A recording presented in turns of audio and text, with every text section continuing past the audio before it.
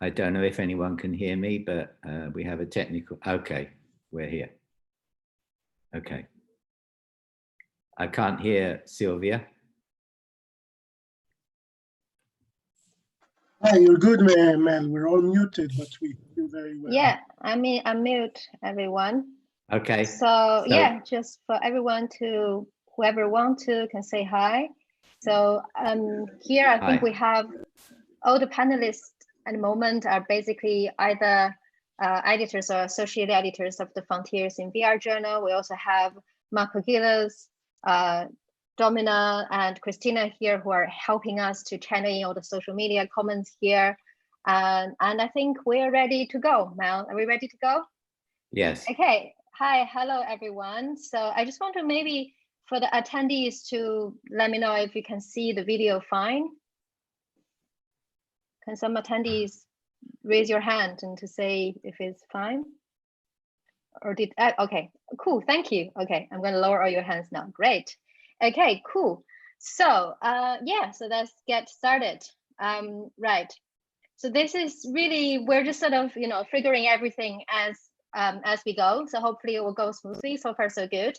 So it's my great pleasure to introduce Mel Slater, who is a distinguished investigator at the University of Barcelona, where he is also the coordinator of the event lab. He has been involved in research in virtual reality since the early 1990s and has been first supervisor of 40 PhDs in graphics and virtual reality since 1989, and that's including myself as well.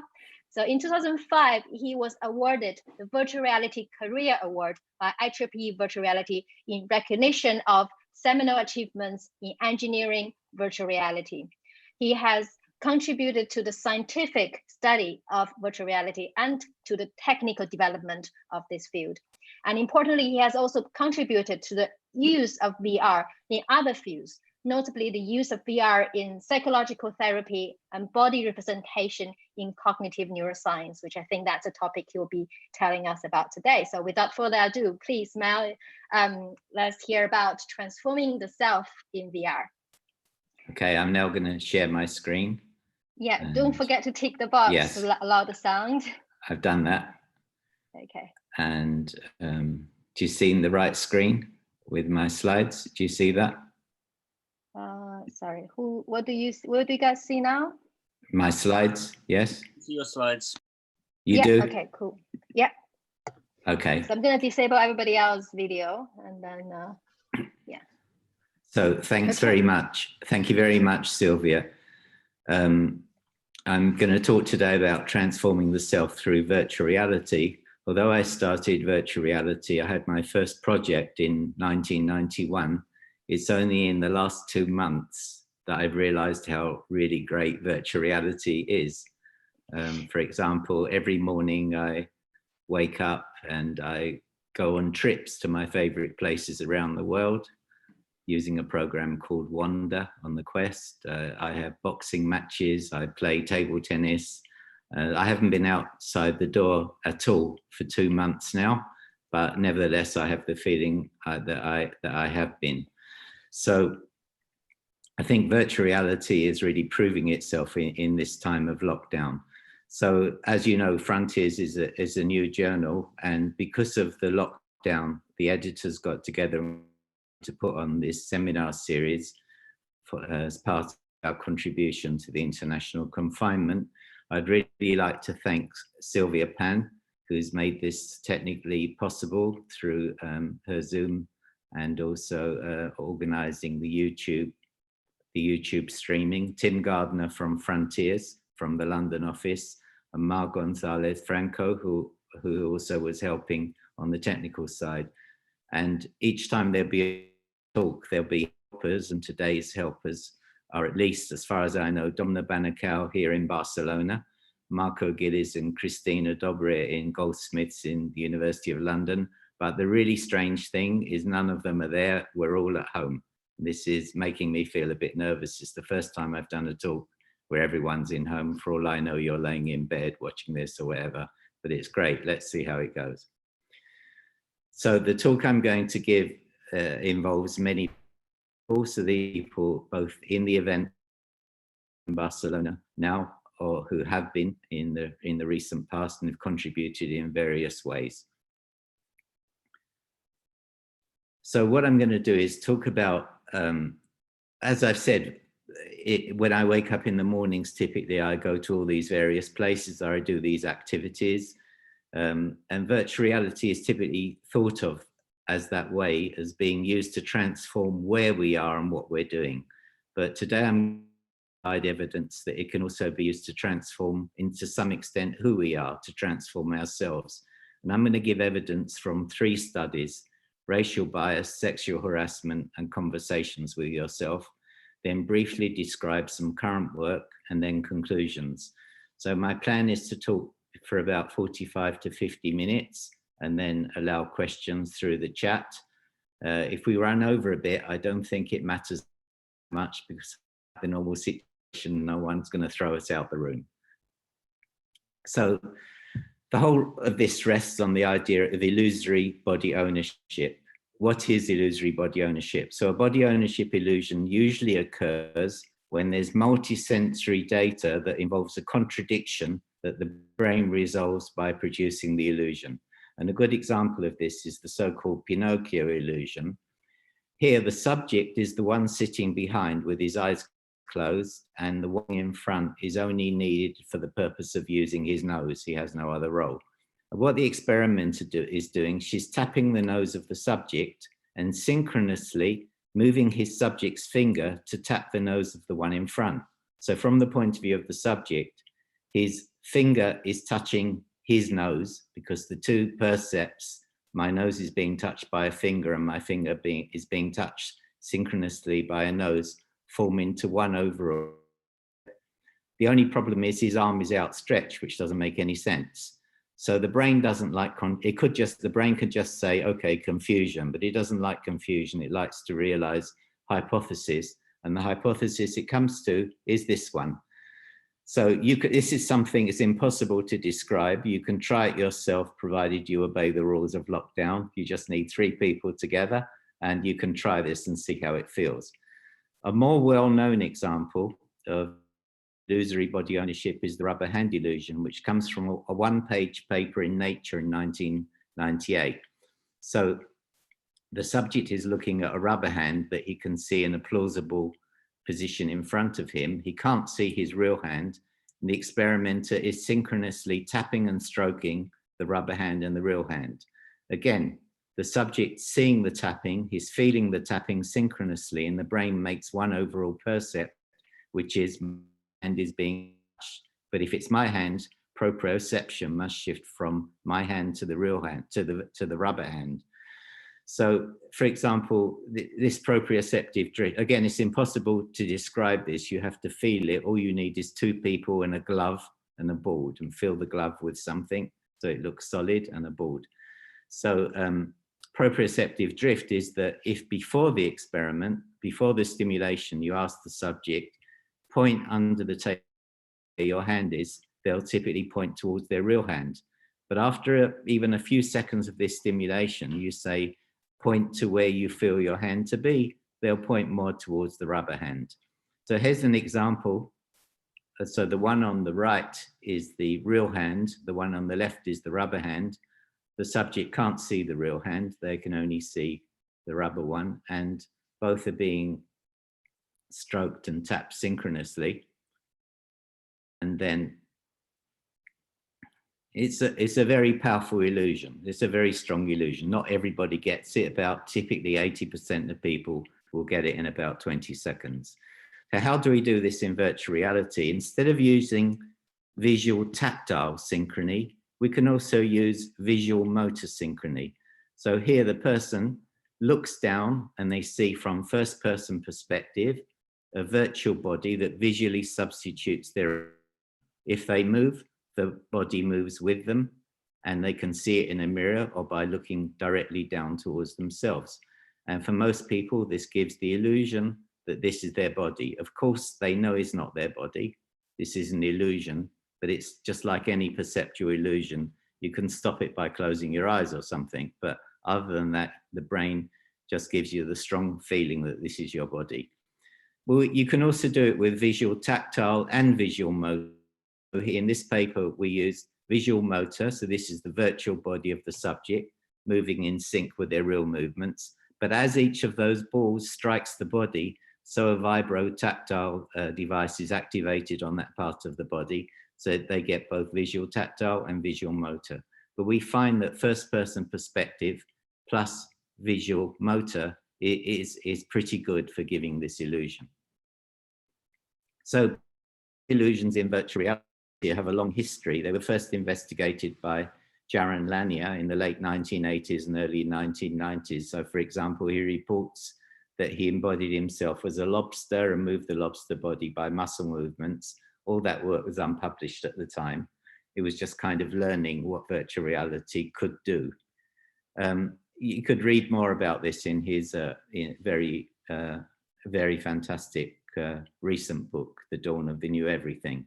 Then, in 2007, Bailenson and Yee introduced the idea of the Proteus effect, where they noted that the type of body that you have influences your behavior. So for example, if you're taller in virtual reality than you really are, and you have a negotiation, you're likely to be a bit more aggressive in that, or have more confidence in that negotiation.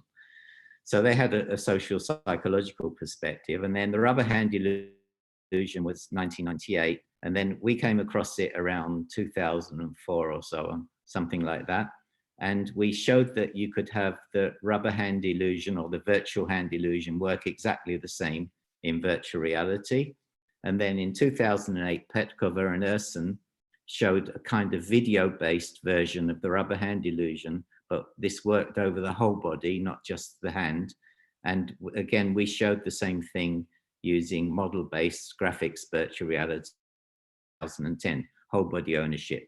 So body ownership in illusions in VR, this is just to show that there's been loads and loads of papers, not just by us, that this illusion of body ownership works in virtual reality. I won't dwell on that, but what's more interesting is the correlates, like the Proteus effect, the correlates of having a different body.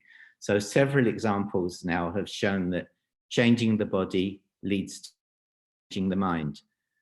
So for example, I will talk today about racial bias, but there's also making an adult have a child body, illusory agency. You can convince people they're doing something they're not really doing.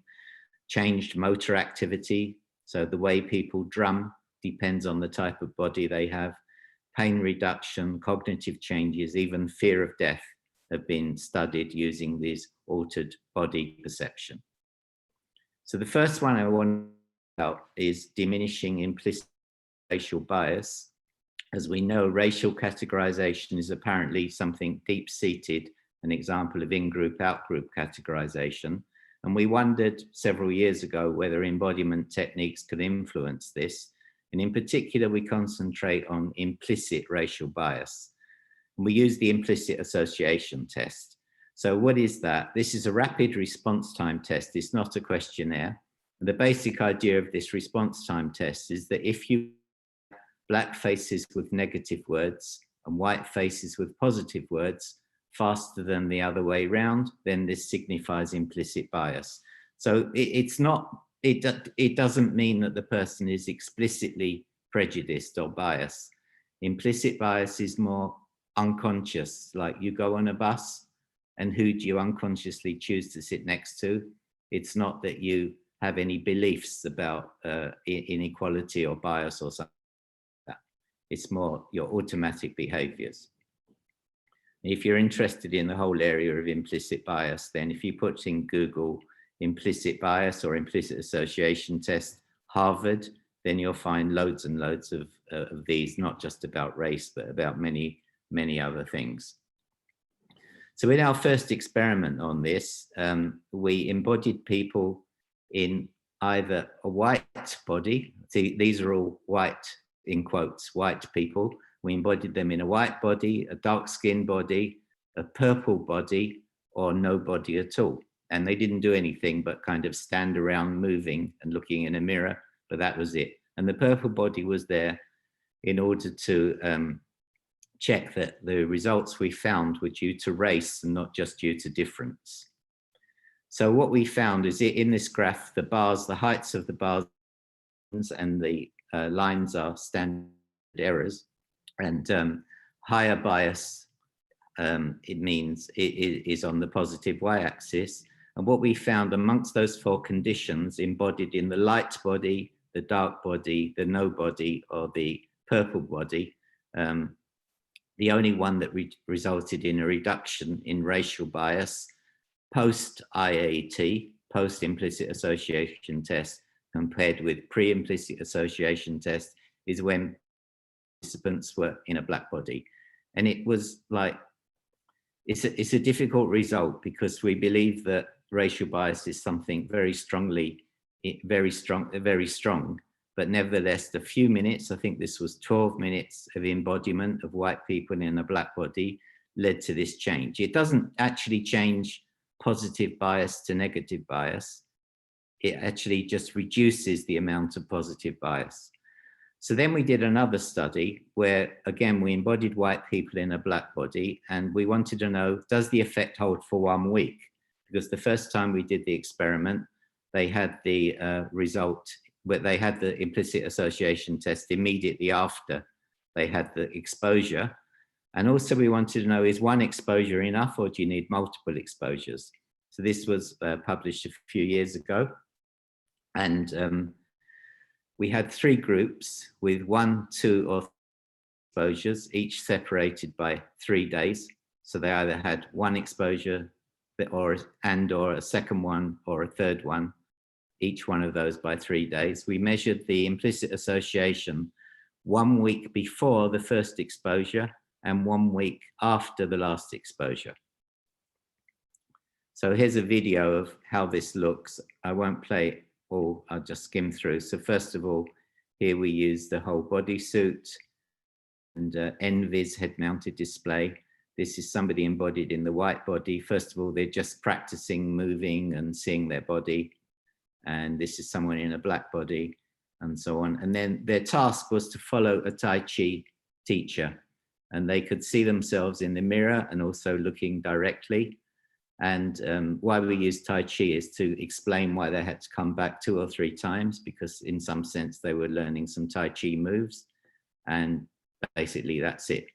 So that's all they did, is they did this for a few minutes in a white body or a black body.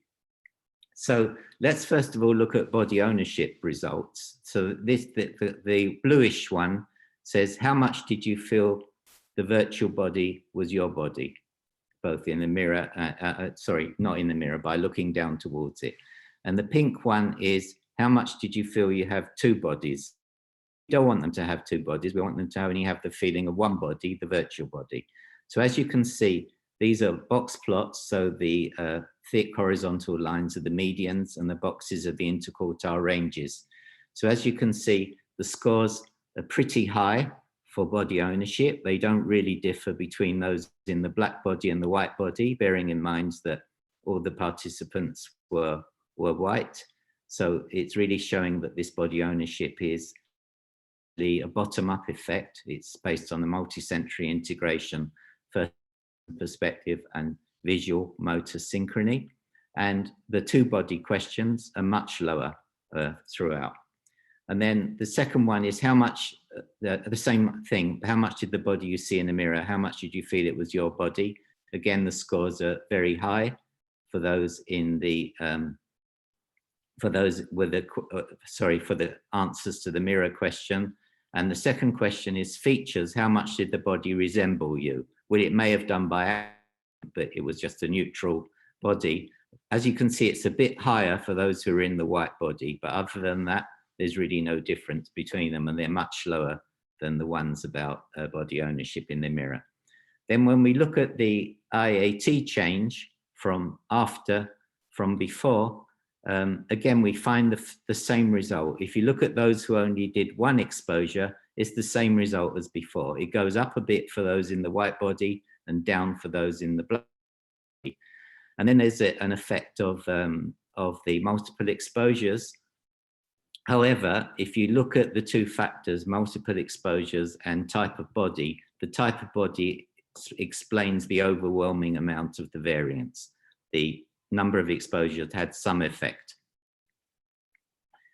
The last one I want to talk about here is new. It's more controversial, but I really strongly believe these results. So the question here is, what happens with implicit bias when you're in a negative situation? All the previous studies of ourselves and others, apart from one, were all in a situation where nothing was happening. You're just there in the body, you're moving, that's it, nothing happens. However, in 2009, Groom and Baylinson had a paper where they found that when you put white people in a black body, the implicit racial bias increased. Well, why is this? Well, theirs was a bit different. The situation they were in was a job interview. So the subjects were in a job interview, which is a stressful situation. And there they get the results opposite to what everyone else got. So this is important because people say, virtual reality is an empathy machine. Well, the typical approach to empathy is you embody people in the out group, whatever it is, and then to them to various indignities, as typically you would think happen to their out group. And the idea is that they will change just through empathy. So these results put some caution towards that kind of general belief. So in our recent study, there were two factors. It was a between groups experiment. So each person only had one combination of factors.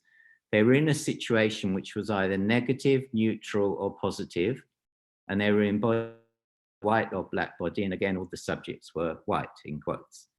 So the scenario was that the subject was embodied, and then she stood in a crowd which behaved in a negative, neutral, or positive way towards them.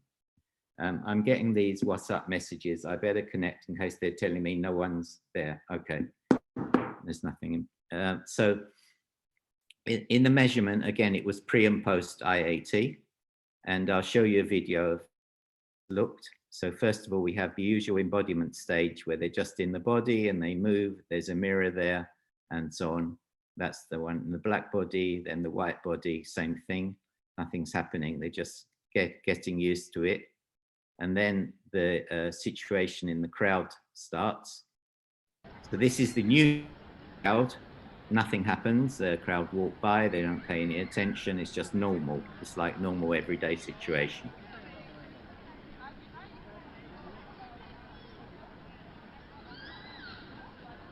And if we wind it forward, this is the positive crowd. They acknowledge you a bit. So some of them, as they walk by, they nod to you, this kind of thing. Most ignore you, but some nod. It's a more positive kind of situation. And the negative one is the last one. They actively, not all of them, but again, some of them actively see you and then actively turn away. It's rather unpleasant to experience this. This is definitely not normal.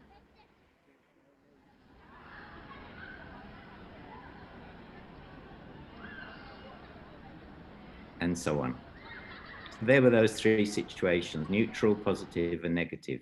Now let's look at body ownership, because this was really, really interesting. So this, the vertical axis is a composite of several questions from a factor analysis. And the higher the value, the more body ownership there was. So if we look at the one that's highlighted there, the negative situation, and you look at the embodiment of the white, those who had been in the white body, it's the lowest one of everybody. So body ownership reduced for those in the white body in the negative situation. But for those in the black body in the negative situation, the body ownership increased. It's the highest one amongst those with a black body. For example, if you compare with this, it's completely different. Or now, if we look at the IAT, the middle one just reproduces previous results. Those in the white body, it increases a bit, and for those in the black body, it decreases. In the positive, this is emphasized more. But in the negative, again, completely different from the others, the racial bias increases for those in the black body in the negative situation. The IAT actually increases. Of course, there's a lot of detailed analysis behind this. This is just like the highlight of the result. So Explicit bias, by the way, doesn't change, at least in our subjects. We're doing these stuff in Spain. There's not the kind of same history of black and white as there are in some other countries. There's little explicit bias to start with, and it really doesn't change as a result of these exposures. However, implicit racial bias for white embodied as black decreases in the neutral and positive situation, which is our previous findings, and it increases in the negative situation. And there's also evidence of this cognitive dissonance. If you're in the white body and it's a negative situation, it's kind of like you're saying, this shouldn't be happening to me. This can't be happening. It's not my body, it's my body. And those in the black and positive situation, again, it's kind of not quite right. So it seems to result in a reduction of body ownership. And if you ask later, is the reduction in body ownership the cause of the change in implicit bias? The answer is no, because I did the analysis to test whether this was some kind of common factor that affected both. No, these are two separate and independent results.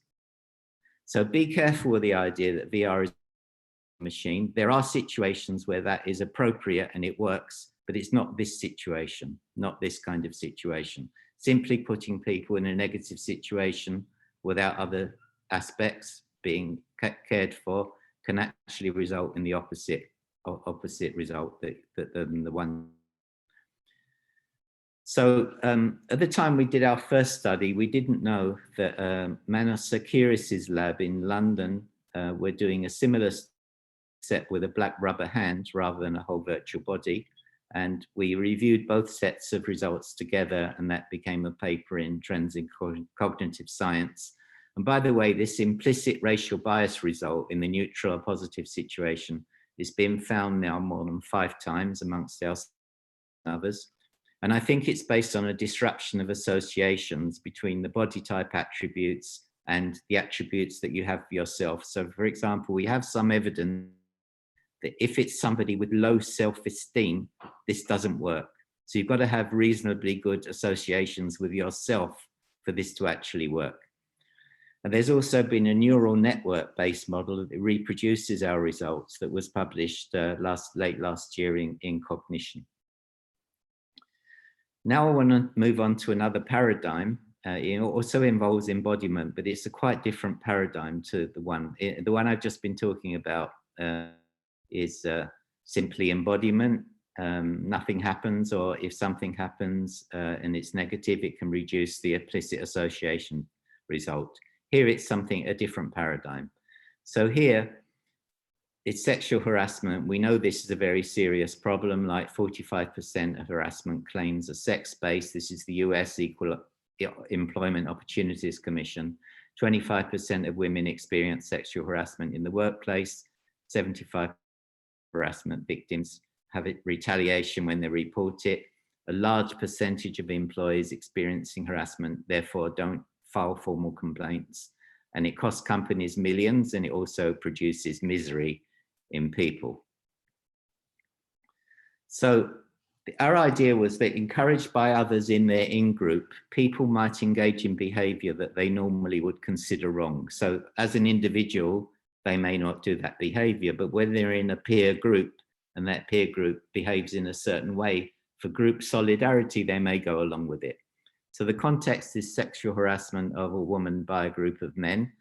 And our question was whether later behavior would be different depending on how people experience the sexual harassment, whether from the point of view of only the group or from the point of view of the female victim. So I'll explain this from the picture. In this diagram, in this picture, the subject is embodied, first of all subjects are embodied, first of all, as the one with their hands raised in the red at the bottom right-hand corner.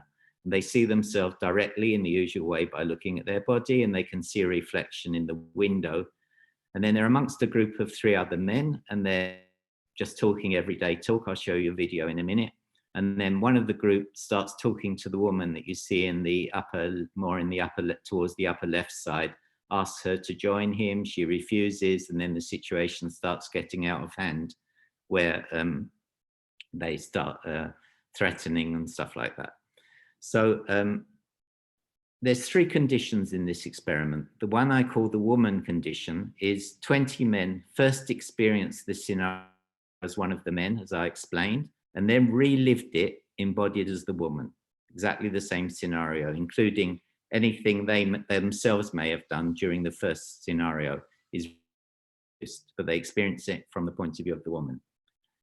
Second, the second group, this is between groups, 20 men re-experienced it as another member of the same group. So all the same stuff happened again, but they were another man in the group. And there's a control condition where 20 men experienced the bar. This is all taking place in a bar or an outdoor bar, but there were no events that happened. So this is a control group. So what was our measure? 1 week later, all 60 participants experienced a virtual Milgram obedience scenario. So the Milgram experiment, I'll show you more in a minute, is from the 1960s. They were asked to give electric shocks to a female subject as part of a memory study. After a number of shocks, the female virtual character vociferously complained once the shocks became painful and asked to be let out. But there were 3 male experimenters, in fact, the same men who'd been in the bar the week before. 3 virtual male experimenters encouraged the participants to continue whenever they faltered. Of course, we had a safety where people could leave the experiment whenever they wanted by talking back to the real experimenter. And our variable was, our response variable was, shocks did participants administer out of 20? So here's about the Milgram. Separated by a screen, the teacher would ask the learner questions in a word game and administer an electric shock when the answer was incorrect. He was told to increase the voltage with each wrong answer. Cloud, horse, rock, house. Answer. Wrong. 150 volts. Answer, horse. Oh. Experiment, that's all. Get me out of here. Get me out of here, please. Continue, please. Go right on. I refuse to go on. Let me out. You refuse to go on? The experiment requires you continue, teacher. Please continue. So this was the one of the examples. He did many different experiments. So this is one of the paradigms of the Milgram experiment. They were asked to give up to 400 volts to strangers in the name of science. Of course, the stranger was an actor, but the subjects didn't really know that. And Milgram did this because he was interested in how can things like the Holocaust happen? Do people obey authority? And what was really shocking, and this is still current today, and not a week goes by when you don't hear something about the Milgram experiment, including what I'm saying right now. So what percentage of people would administer a lethal 400 volts just because an experimenter from Yale asked them to do it? It turned out in this particular, and I'm showing you, 60% of people administered 400 volts. They were very stressed by it, anxious about it. As you saw, they complained, but they did it, 60%. There's other conditions where the percentage went down. So here's how our study looked. Again, there's an initial embodiment in a period where the person, then the conversation starts. Bueno, ¿y tú qué, Pep? It's in ¿Cuánto Spanish. tiempo, no? ¿Qué tal? Hombre, Marc, ¿cómo estás? How are you? Siempre, cansado. He's a bit un poco de stressed. estrés, ya te puedes imaginar. You can imagine. Ya, es lo que nos toca. Yo llevo una temporada sin parar también. ¿Y tú cómo He te asked llamas? the ¿Qué es subject's lo que name. haces tú? Yo me llamo Alejandro. Ah, qué chica hay ahí, ¿nos parece? Look at that girl over there. Ja, ahora sí que te estás preocupando de lo importante. Pues sí, sí que está buena. She's sí. nice. Hola, Hey, guapa. beauty. ¿Cómo te Hey, llamas? what's your name? Oye, solo quiero saber tu nombre. He doesn't Estaba answer. aquí triste, pero te he mirado y me has alegrado el día. Eres muy guapa. She's very Y beautiful. dame un besito. Come and give me no a te cuesta kiss. nada. Un beso así. Dejadme en Leave paz, me qué a- pesados. En serio. ¿No tenéis nada mejor Leave que me hacer? alone. Haven't you got anything better to do? Dice que la molestamos. ¿Pero qué te piensas? ¿Qué te crees? And ¿Que it no te he goes on. visto? They get No more and paras de more morderte aggressive. el labio, tocarte las piernas. Okay, digas I'll que wind no. it forward a bit. It just goes on and carries on like that. And then eventually this man says he's Ya going to verás cómo stand al up final and bring viene. her over. Deja, ahora voy y te la And then it traigo. ends. So this is now the group condition where they experience exactly the same, but from the point of view of another member of the group. Vale, levanta las manos. Okay. An embodiment Levanta- period. and then it starts. ¿Qué It's just chica to hay ahí? reproduce Nos parece que está buena. the same thing. It was all recorded and Ahora sí que replayed. te estás preocupando de lo importante. Pues sí, sí There's que está something buena. Sí. important about this that I could discuss in the Hola, question guapa. time to do with ¿Cómo te ethics. llamas? And then the woman group is exactly the same. They're embodied as the woman, and they experience the same thing. Levanta la mano, saluda hacia... Qué paz, qué pesados. En serio, ¿no tenéis nada mejor que hacer? Qué fuerte, macho. Dice que la molestamos. Las tías deberían llevar un manual de instrucciones o algo. A ver, es que no hay quien las entienda. Esta se cree superior a nosotros. And Solo so por it goes hablarle. on. Por decir, It's pretty unpleasant. Remember, this is men embodied as this woman. Stands up to bring her over, and then it ends. 1 week later, they come back and they do the Milgram experiment.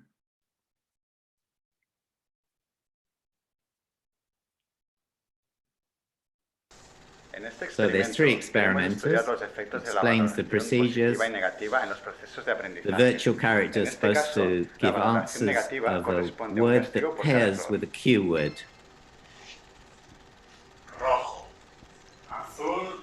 Is the subject bring out the question? ¿Verde? One's correct. Carretera, avenida, calle, carril, camino. Avenida. It's wrong. Correcto. Gives it the electric shock. Ah! And so it goes on. I wind forward a bit more.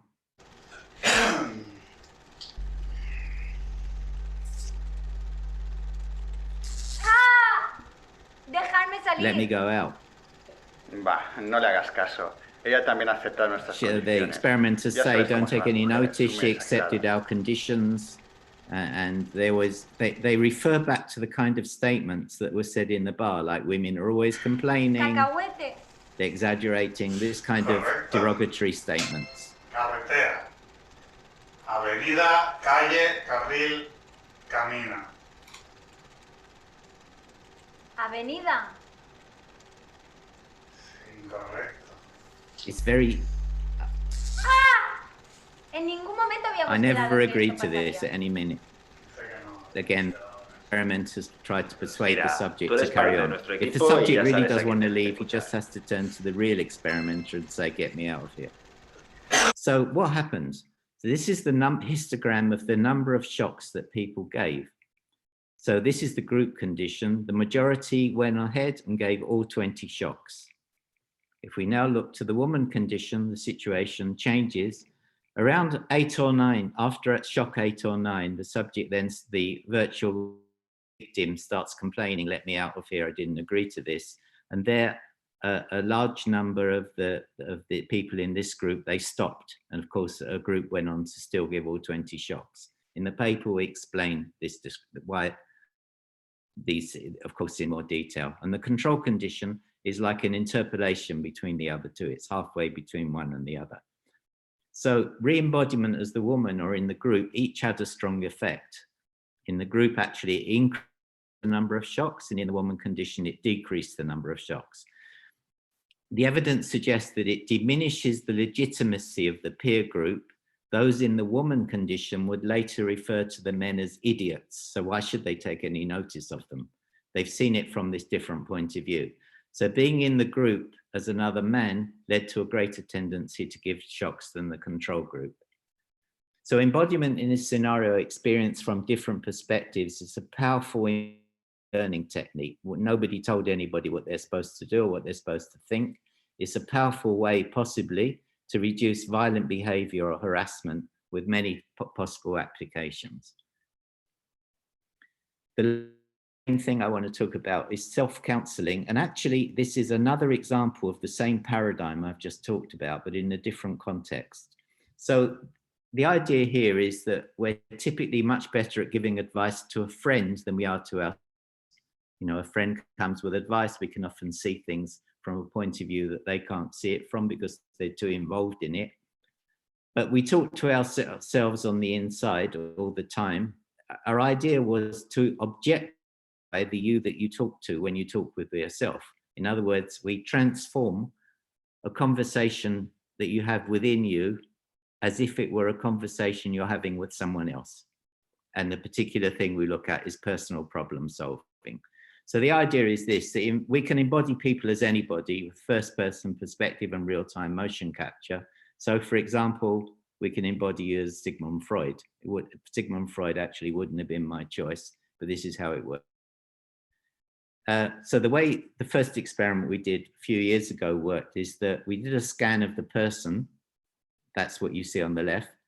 They explained the problem to Sigmund Freud, and then they were Sigmund Freud, and they heard themselves explain their problem, and then they could give an answer or a suggestion, and then they could swap back to themselves and hear Freud's answer, and then have a whole conversation with themselves, swapping backwards and forwards. So here's how the latest version of this looks. First of all, we scan the person. This is just done with a depth camera on an iPad. It takes about a minute. Then you get the virtual body, which looks like... Okay, so what is the problem you'd like to talk about today? My problem is that I'd like to take better care of my health. That usually I'm sitting for 8 hours in my job at work and I don't get any exercise, and I feel like I should maybe do something about that. Okay.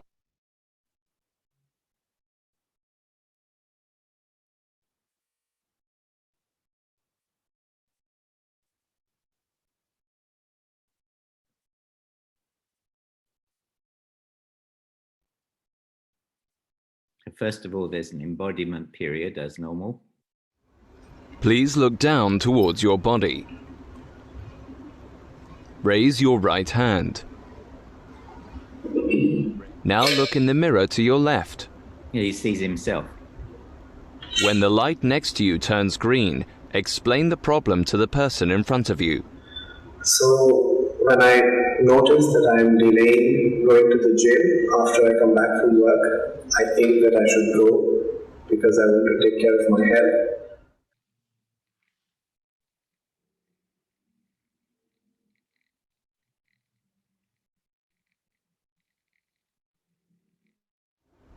Now listen to the person in front of you, and when the light next to you turns green, reply and try to help them find a solution. So when I notice that I am delaying going to the gym after I come back from work. Okay, so why do you think that you delay? Why do you think that you're not going? What seems to be the problem? Why do you think that you delay? Why do you think that you're not going? What seems to be the problem? What seems to be stopping you? So the control condition was without body swapping. You still spoke to Freud, but that seems interesting. Restricted. Can you tell me a bit more about it? So in the study, we did 29 people in 2 different groups, the experimental condition and the control condition. They had a screening 1 week, and then the clinical problem framing. Then 1 week later, the VR, and then 1 week later, further discussion with the psychologist and answering questionnaires. And the body ownership was high, both in their own scanned body and in the Freud body, illustrating again that this body ownership is a multisensory integration issue, not so much top down. The body doesn't have to look like you. So these are answers to some questionnaires between the 2 different groups, control and experimental. So people in the experimental group who did the body swapping, they got better knowledge of their situation, better understanding, new ideas about it, better control, and it helped them. And this one I think is more interesting. It tells you the proportion of people who experienced a change as a result of the discussion. So prior VR, both groups are, as you'd expect, the same. Immediately after VR, the one in the experimental group, more than 80% compared with under 40% experienced a change. And that's more or less maintained 1 week later. So those, the control group, basically, there's not really any change over the 3 weeks. For those in the experimental group, there's a change and it survives at least a week. Now, I was going to say that here we used it for personal counseling, but I use this myself sometimes. So I was going to go to a talk, a real talk with physical people there, and I wasn't clear what I should talk about. So I used this, but instead of speaking to Freud, I spoke to Steve Jobs. Please look down towards your body. Look at your right hand. Look at your left hand. Now look in the mirror to your left. This is my pre-lockdown haircut. Raise your right arm. Raise your left arm. You can now put your arms down. When the light next to you turns, embodied as Steve Jobs. You can now put your arms down. Listen to the person in front of you. And when Well, I'm giving a talk this week where I'm supposed to describe our work, but there's just so much to talk about, I don't know on what to focus. Yourself. Well, what is it that interests you? What is it that you're most excited about? Why do you use virtual reality at all? Well, I use virtual reality because you can achieve things in virtual reality that you just can't do in reality, which nevertheless can be very beneficial. But there's so many things we do like that, I'm not sure on what to focus. Yourself. Well, which is the one that inspires you the most? The one I like best is the one where you're talking to another person, like, for example, you, and then you swap bodies to share ideas, and somehow you reach conclusions that you may not have reached in another way. Well, that's a great idea. Why don't you just show this then? Very good. I think that's exactly what I'll do. Thank you very much. Bye. So Joshua Rothman, who's a journalist with the New Yorker magazine, he spent a few days in our lab, and he did this, and he wrote about it in his article in the New Yorker. He had a problem about guilt to do with his mother, and he says, soon I fell into rhythm. Freud and I talked for about 20 minutes. He was insightful, remember it's himself. He said things that I'd never said to myself in ordinary life. When I took off the headset, I was moved. I wanted to tell myself, good talk. From his perspective, I'd seem different, sadder, more ordinary and comprehensible. I told myself to remember that version of me. The last thing I want to talk about is new work we're doing on a European Research Council project called Moments in Time in Immersive Virtual Environments. I'm showing stuff that's still very, very rough, but just to give you an idea of what we're working on now.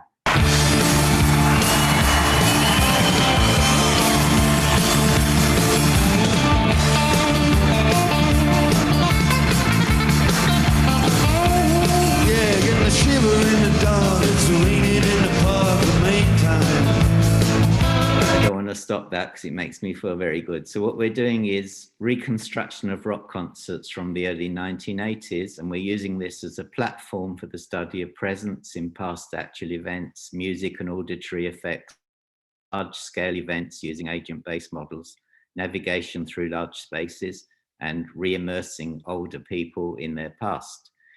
So we've had a lot of fun also with this project, and a lot of it involves computer vision and reconstruction from video and photographs. And here's an early example of something we've been doing. So people from the lab had a picture of me, and they brought it to life. As I said, there's glitches in this, it's early stuff, but it illustrates the idea.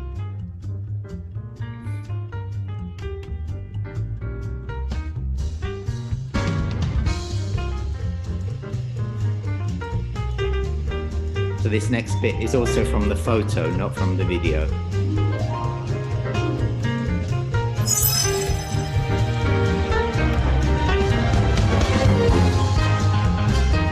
My daughter said, "You can't dance like that."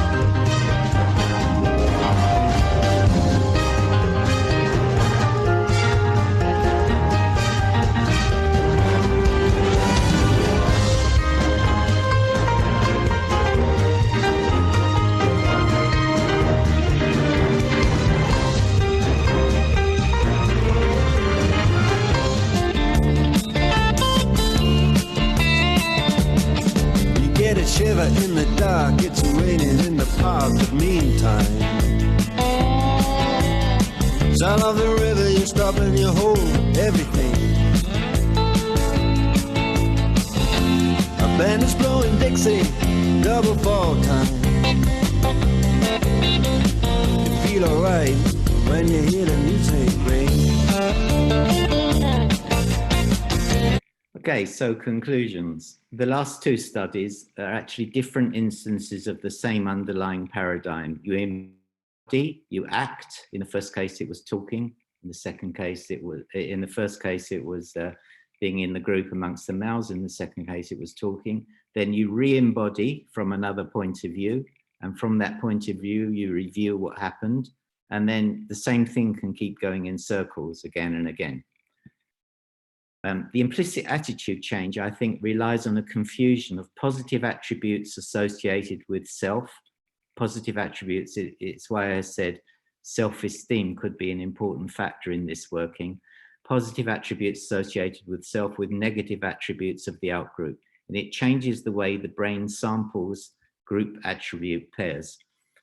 Explicit and behavioral change relies on gaining a new information from the point of view of the other. This is the one in the sexual harassment, for example, or indeed the one with the talking to Freud. The harassers are delegitimized. They become idiots when experienced from the point of view of the woman, or in the case of Freud, you just see things about yourself and the way you talk about your problems or your issues or whatever it is, in a way which is different. You see yourself as if you're someone else. The effects that we get may be lasting. At least actually 2 experiments have tested this, one on the racial bias and the other one on the body swapping. Of course, we don't know the brain mechanisms involved, and these remain to be explored. This work is almost all funded by European Union. The one on sexual harassment was funded by the Office of Naval Research in the US. And as I said, in the Motive project, there's work on computer vision and so on. We've kind of been experimenting with different things. So I want to, with an important message. They have been introduced to her public in a manner like that. And the crowd have loved it.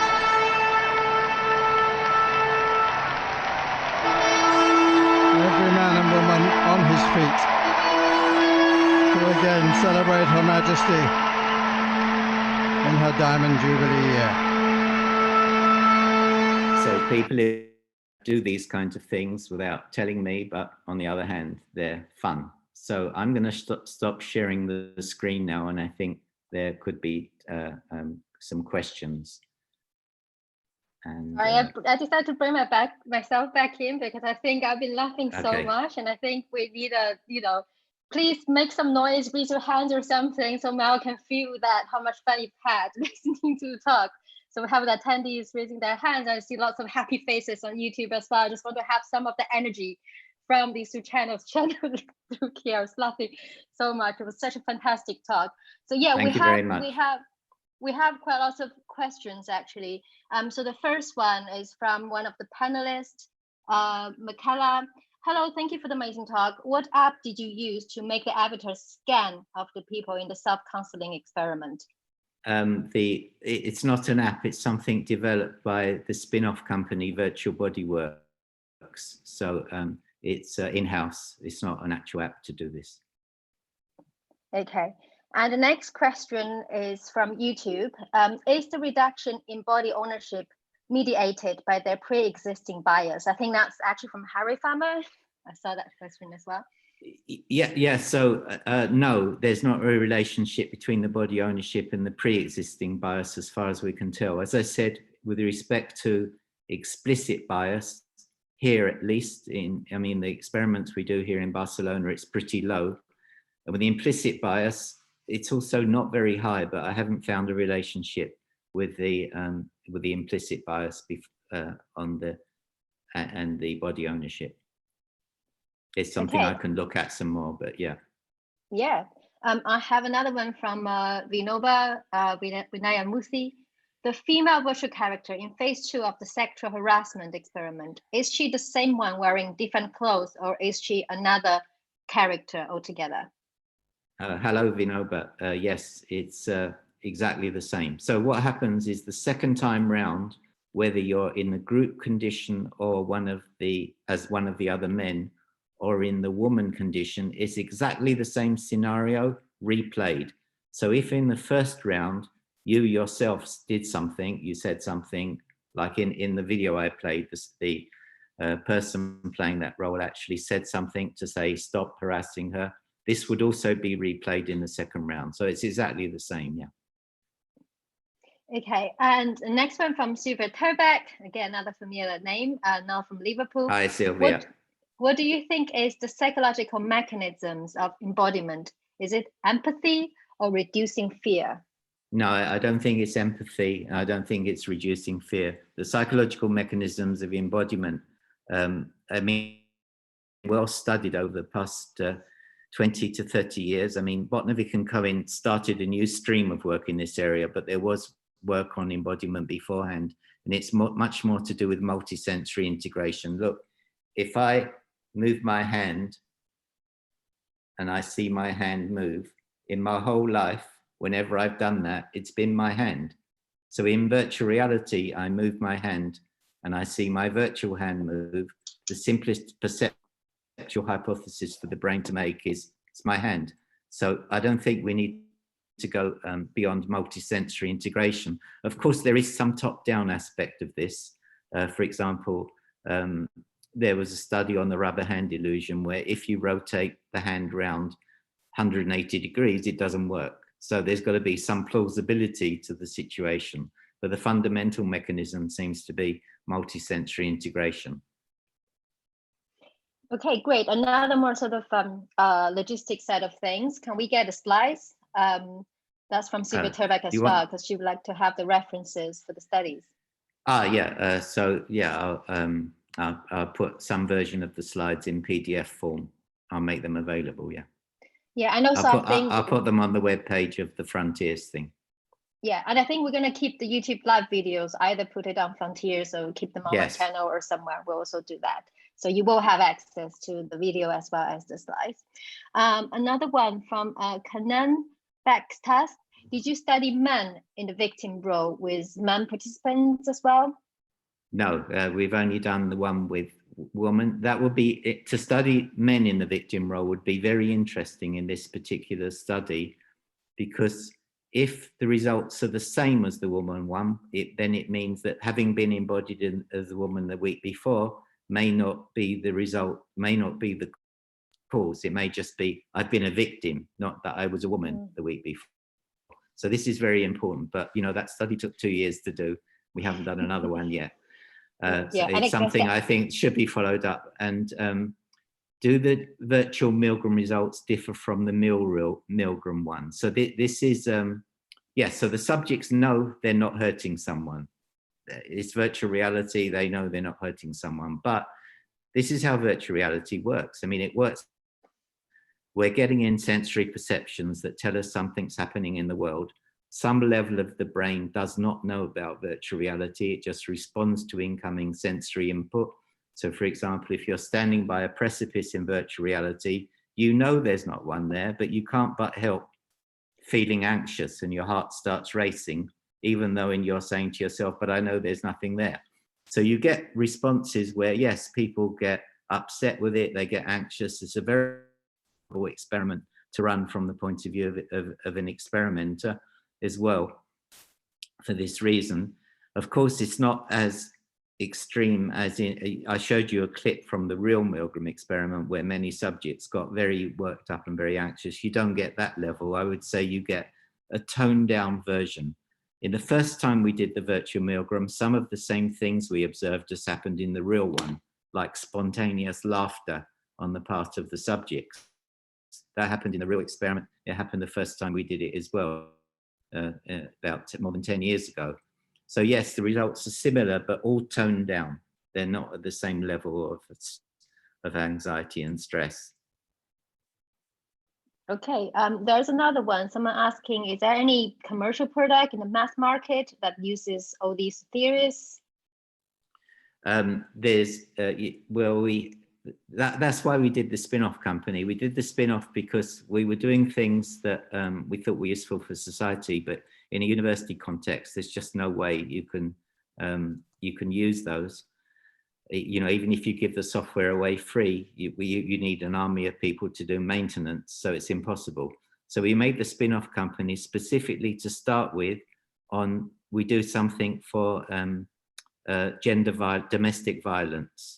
So we have a scenario for domestic violence, which is used here in Catalonia by the Catalan Justice Department. It is aimed at making offenders understand the effect they have on their partners by being embodied as the victim of domestic violence. And also we're working on a version of this self-conversation, we call it Converse Self, Con-VR Self, talk to yourself in virtual reality. So the first one is available, but the second one, no. Yeah. Okay.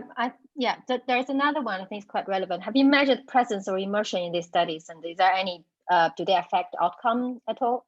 Yeah, we always measure presence. We always have some questions on presence, place illusion and plausibility. And typically the results of presence are high.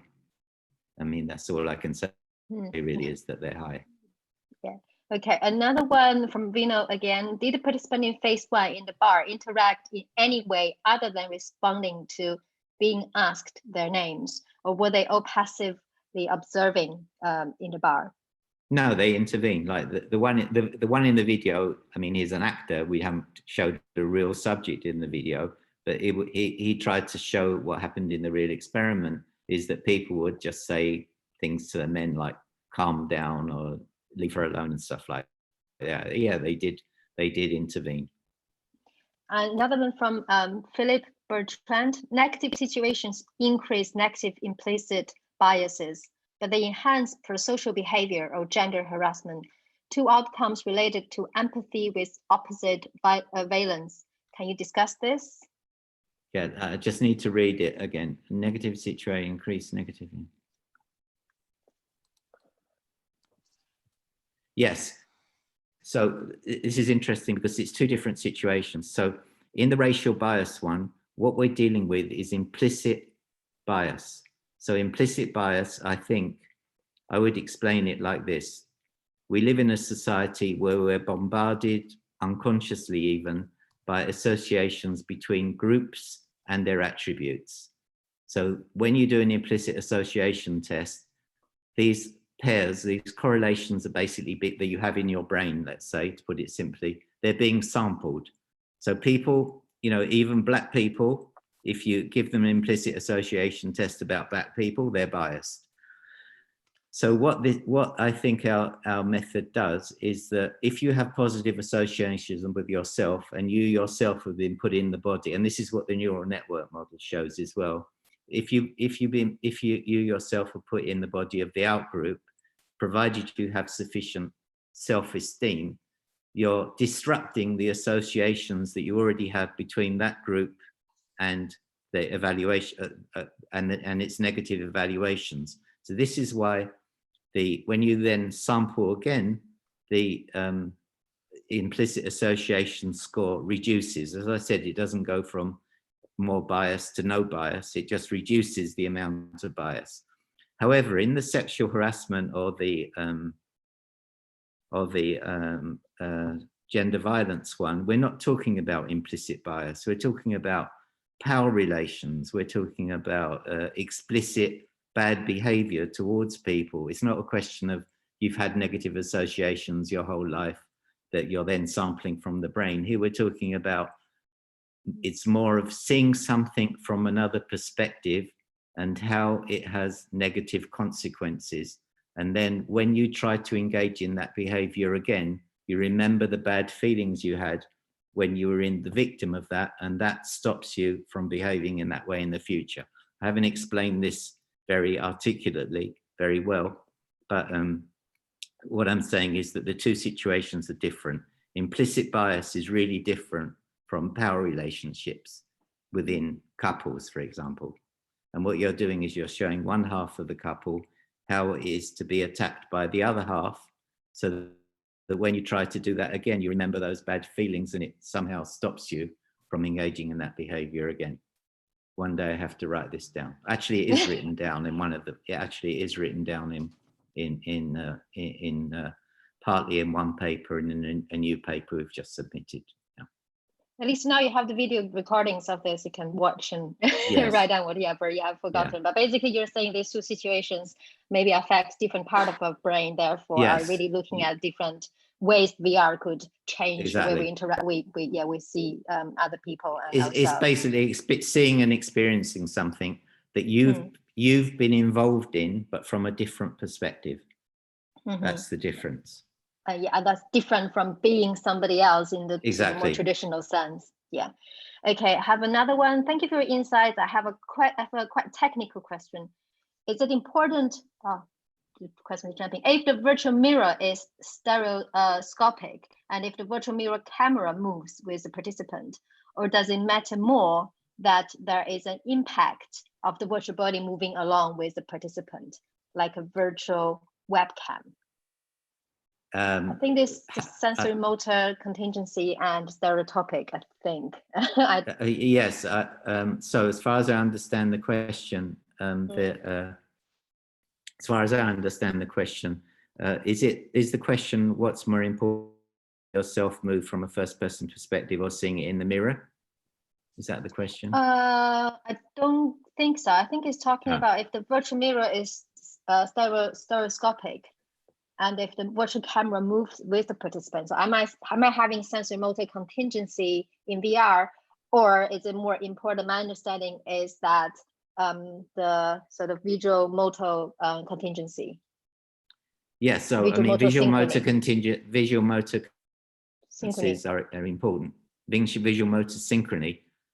Yeah, so basically, if you move and the body moves, whether you see it directly or in a mirror, both of those are contributors to the feeling of body ownership. They're just different ways of assessing it.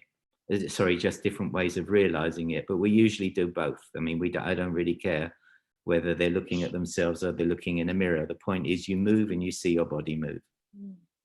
Yeah. Okay, and next one, could you discuss the effect of embodiment illusion on cognition? For instance, the Einstein experiment.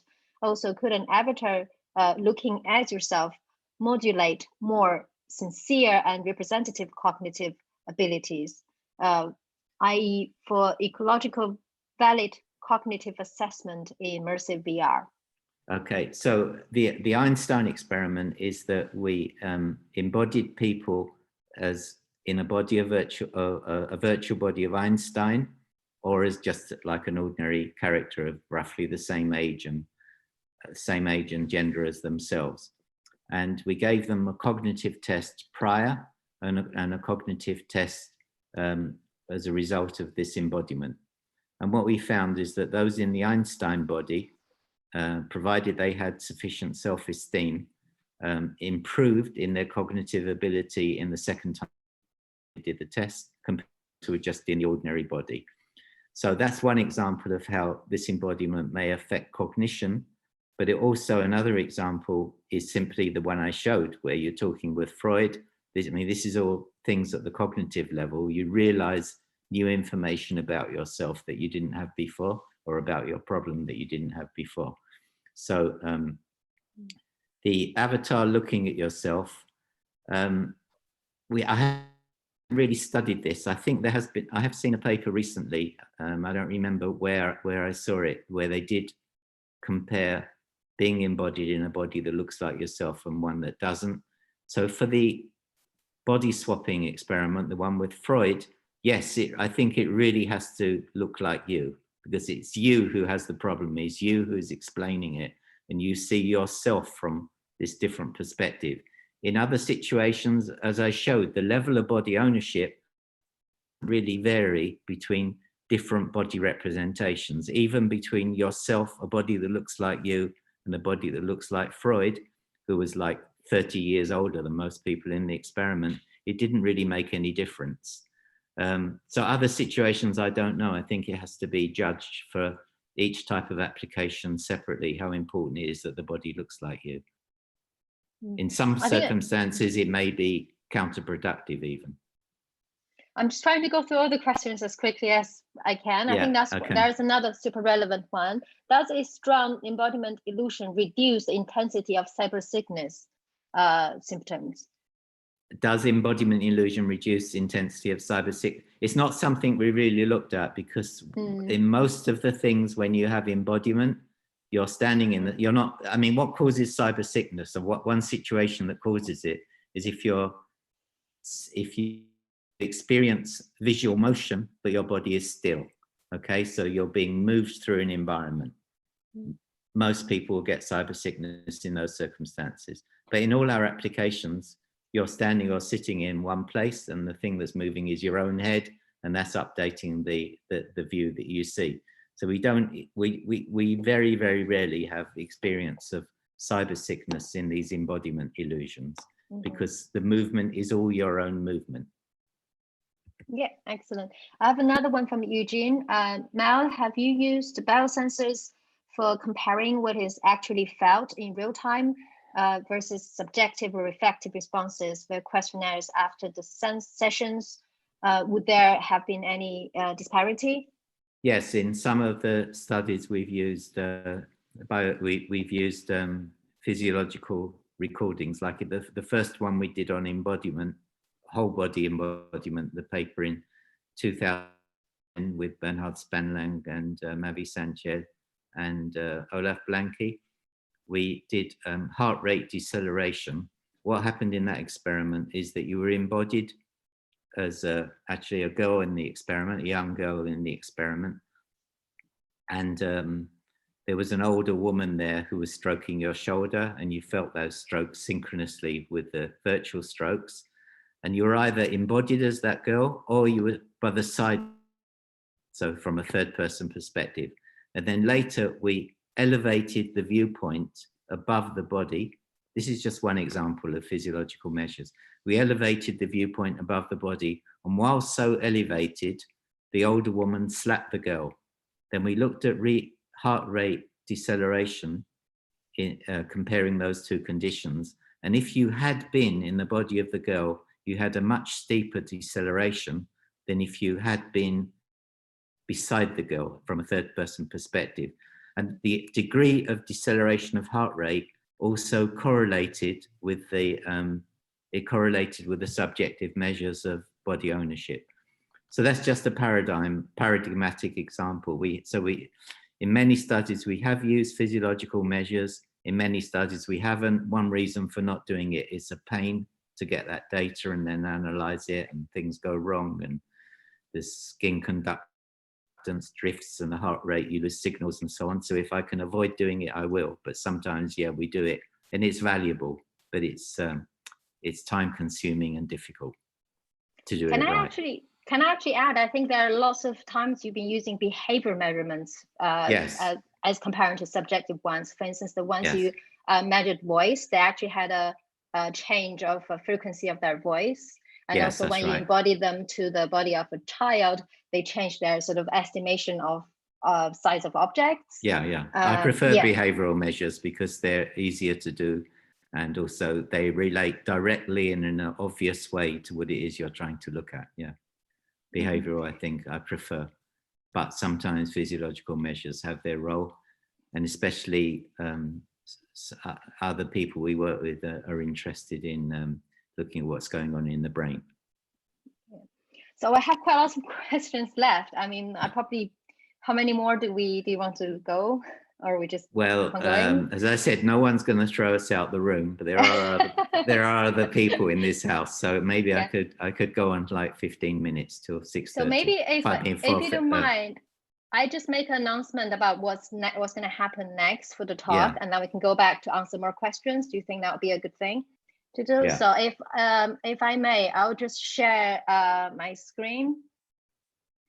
So there's number 3. So so hopefully everybody can see my screen now.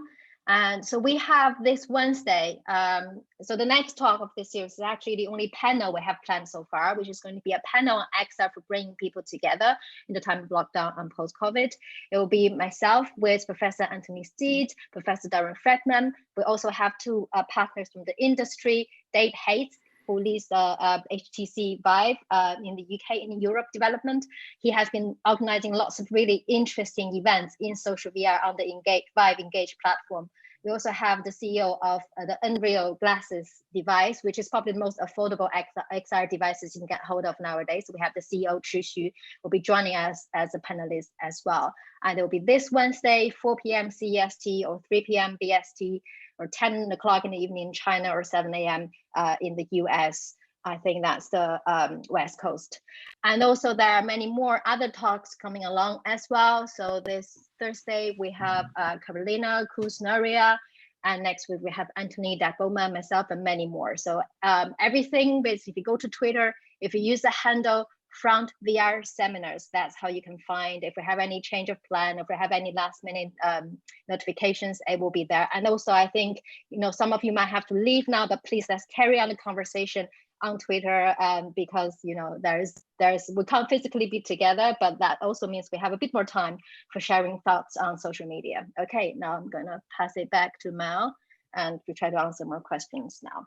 So there is another one, I think, from Daniel. Your work has been a great influence in me. I want to start my doctoral studies, but should I start from what field of studies? Social studies, psychology, engineering? What is your advice? My first advice is to study math, and then following that, engineering, computer science, and then the psychology and the social science and so on can follow in its wake. That would be my personal advice. Okay, cool. I can't agree more on that. Really, like from actually getting the experiment to work and actually the data analysis and anything you do, math is just basically fundamental. Maths to and anything. statistics, yeah. Yeah, basically. Another one from Explore Deep. Hi there, thanks for the presentation. What is the ethics point you mentioned you'd be able to explore in the Q&A? From Sasha Tico.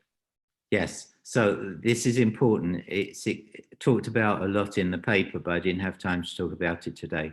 So in the sexual harassment one, remember we had 3 groups. They were, the second time round, they were embodied as another one of the men, or they were embodied as the woman, or there was a control group where there was nothing happened. So what did happen is that those in the woman condition gave less shocks than the control group, and those in the group condition gave more shocks than the control group. So as soon as we realized this had happened, we called back everybody who'd been in that group and asked them to do the woman condition again, because we realized that actually for those people, we may have affected behavior. So the message that I wrote in the paper and what I would say today is, no matter how beneficent how beneficial your experiment may be, there's always things that may happen that can make things worse for some people. And we have to be really careful in these kinds of studies to make sure that we've thought things through and designed the study in a way that minimizes the possibility of doing harm. So the best intentions can sometimes lead to unexpected outcomes. Yeah, and I completely agree. I think it's also important, like no matter how much you plan, once you start running the experiment, if you actually feel that it is not right, you probably should stop or at least take a break and really, because VR is really powerful. So really be careful using it. With great power comes with great responsibility. And next one, again from Sylvia Turbeck. When being embodied in a male body as a woman, would I feel like myself, but just with a different body, or would I feel just how I stereotypically perceive a man would be, and then feel like that, if you know what I mean? Sort of. So remember, the most important thing about this, and this relates to somebody else's question, is the multisensory integration. So you look down, you move your body, the body moves, and you see it from first person perspective. And as I said, in your whole life, whenever you've done that, has always been your body. So all we can say is a weak version of what I would put forward is that this does affect how your attitudes, your behavior, and so on, but it's not going to make a man feel like a woman, I think. It's not going to make a woman feel like a man, but it is going to affect them in some ways. And somebody else I saw later asked something about demand characteristics of being in the black body. You know, we've had people in these experiments where they white people embodied as black, and they don't actually realize. So we had like a woman came from the BBC and she did this whole thing, and then we said, okay, so how was that? She said, fine. So what did you notice? Nothing. It's like the multi-sensory integration is the critical aspect of this. The other thing is that we almost always run between groups experiments, because the person who says about demand characteristics is completely right. If you had an experiment where you put someone in a white person in a black body and then in a white body, it's completely obvious what the whole thing is about. But if every person only has one experience, they don't know what it's about. I mean, for example, the one that I showed with the crowds, each person had one experience. They were embodied in a body, a crowd walked by. They had no idea really what it was that we were looking at.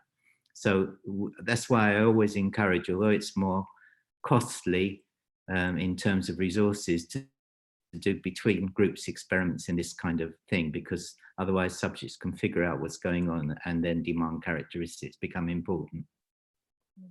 Okay, and another one from Tune. Is there any difference between using models resembling Steve Jobs and Freud, or any person that is not the same as participant? How important are the perceived personal qualities of the models? Yes, so I think the personal qualities are important.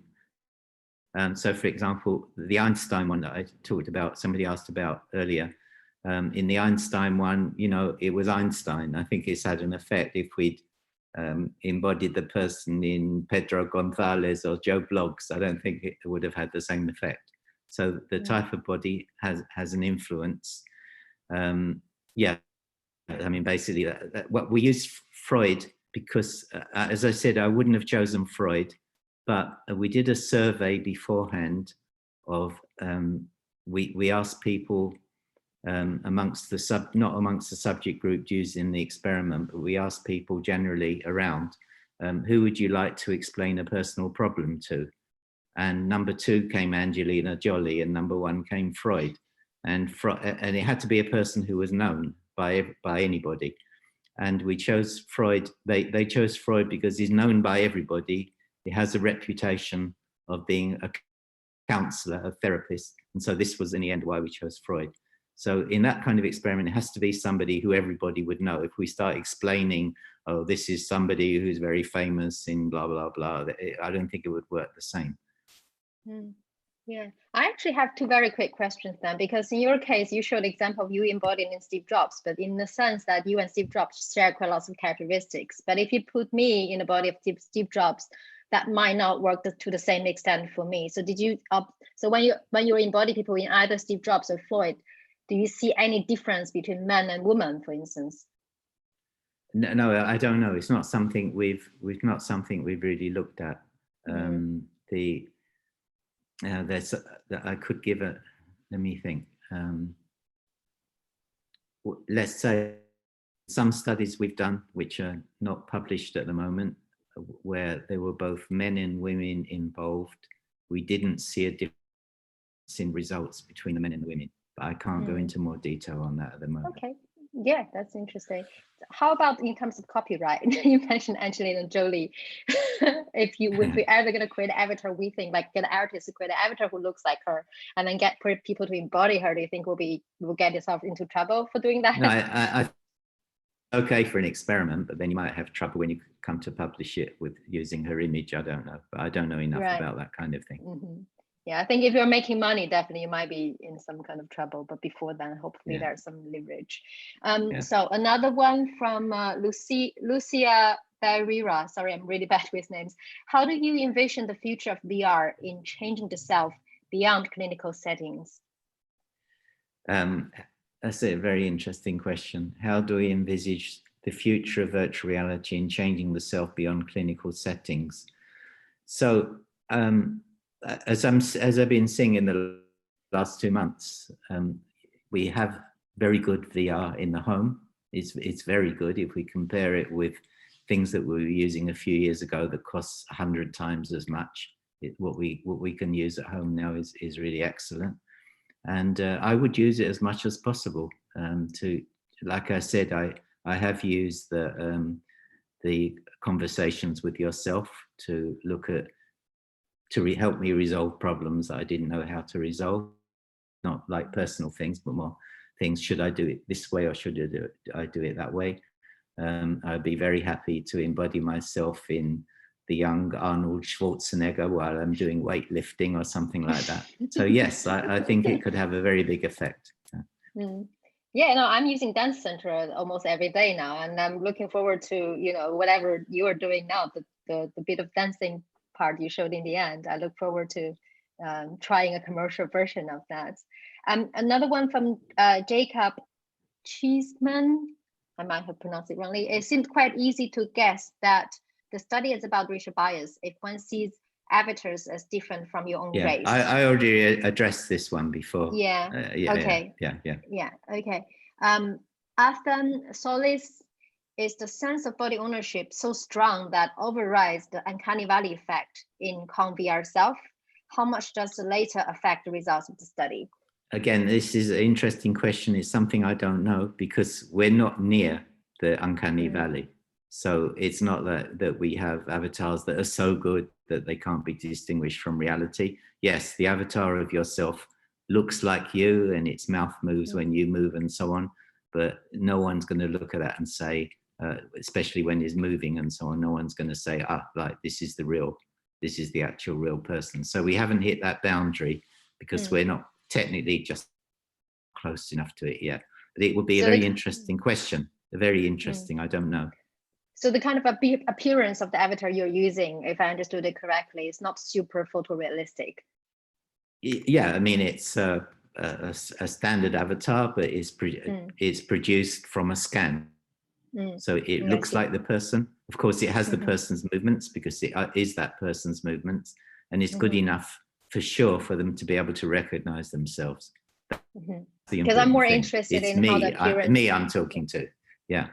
I'm more interested in how the appearance and the behavior actually match, right? Because I feel, you know, it's like the two kind of have effect on each other. So if you use super photorealistic avatars, then you really need really good motion capture, higher fidelity. But motion capture in that experiment, it's just from the two hands and inverse kinematics and the head.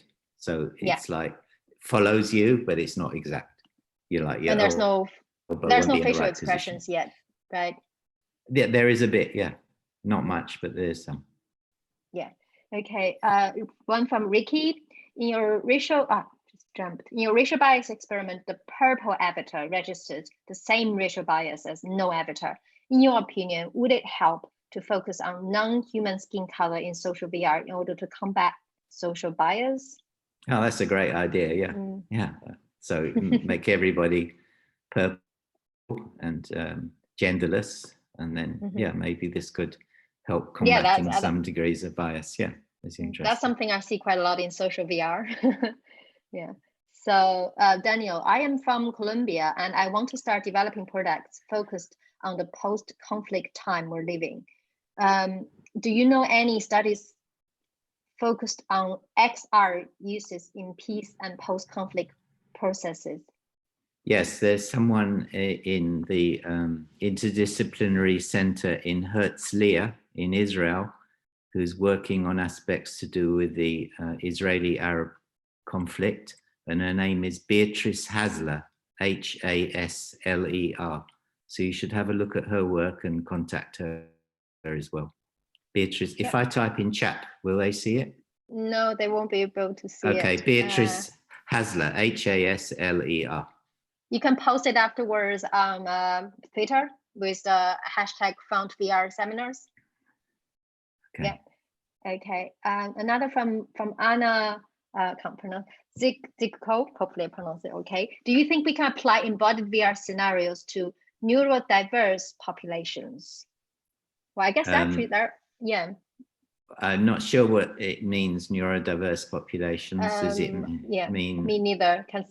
I think this is one from YouTube. Can we have Anna to clarify that? I think that could be, I don't know, dementia, like any sort of neurological I don't disorder. know. We've never had any experience of doing that, so I don't really know. No. Yeah, let's see if there's a follow-on question on that.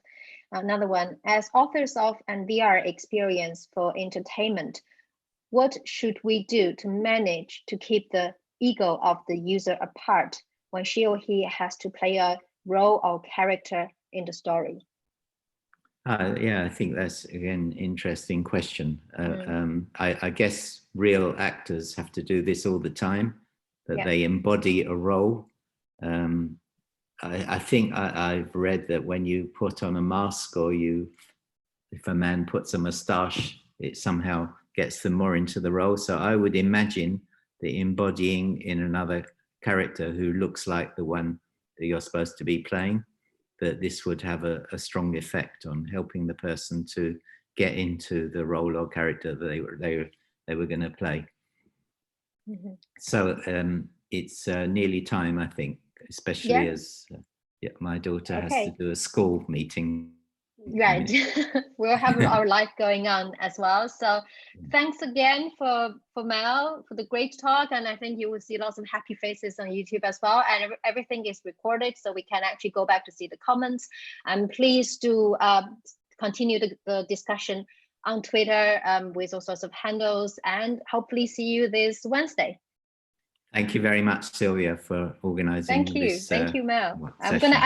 I'm also gonna unmute all Frontier attendees and then see if anyone wants to say anything. So you're also live. Oh, we don't have many left, but yeah, if anyone wants to say anything, or if you want to enable your camera, just come and say 2 minutes, say hi. Hi, Doran. No, just to say hi, and everything is, looks great. It was great talk. Thanks. Even for me, after hearing these things for, I guess, 17 years, it's still always new. Any other editors want to join us? Or any of the PhD students, or Marco who wants to, well, actually, Domina is no longer a PhD student, postdoc. Anyone who's been helping, wants to, Christina. So Christina, you've been looking at YouTube. Lots of, by the way, I'm still live streaming. I hope it's fine, right? So yeah, Christina, how was it? With the lots of comments. Very interesting. I have here. Twitter. You're looking at Twitter, yeah. Yeah, I'm looking at Twitter. I have the YouTube on. I have a machine here that trains, so I'm like multitasking. It's very interesting talk. I end up laughing and being super worried that I have my microphone on, but I didn't. So that was good. Yeah, very interesting talk, and I really like the discussion afterward. I think that was very fruitful after showing what is being done there. Yeah, cool. Yeah. Is Massimo there? I can see his name. I'd like to say he is. hi. He is. Massimo, can you put your video on? Let me see if I just put to ask. Maybe he's not there. Okay. Yeah, but he's Yeah, Marco, how you were looking at the questions? Yeah, all good. Some really great questions. Thanks a lot for answering them all. Yeah. Now we've just got quite a lot of thank yous in the chat, and so I'm sure everybody really enjoyed it. So yeah, thanks a lot, Mel. Great talk.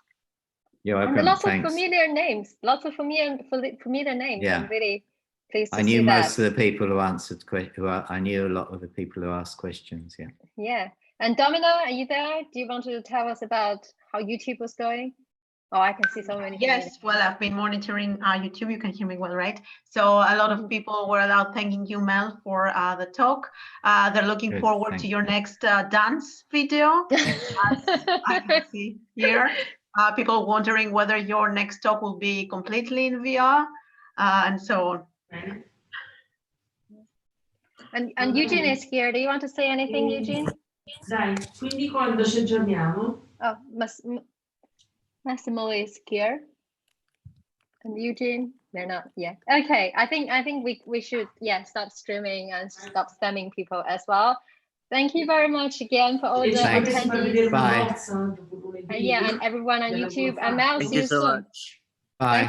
Thank Thank you, Sylvia. Thanks to everyone. Thank you. Bye. Bye. Bye. It's really nice to see everyone. Bye. Bye-bye. Thanks, Sylvia and Domna and everyone. Thank you. Nice seeing you. Bye. Bye. And Marco, of course. Bye. Just see how this happens on YouTube.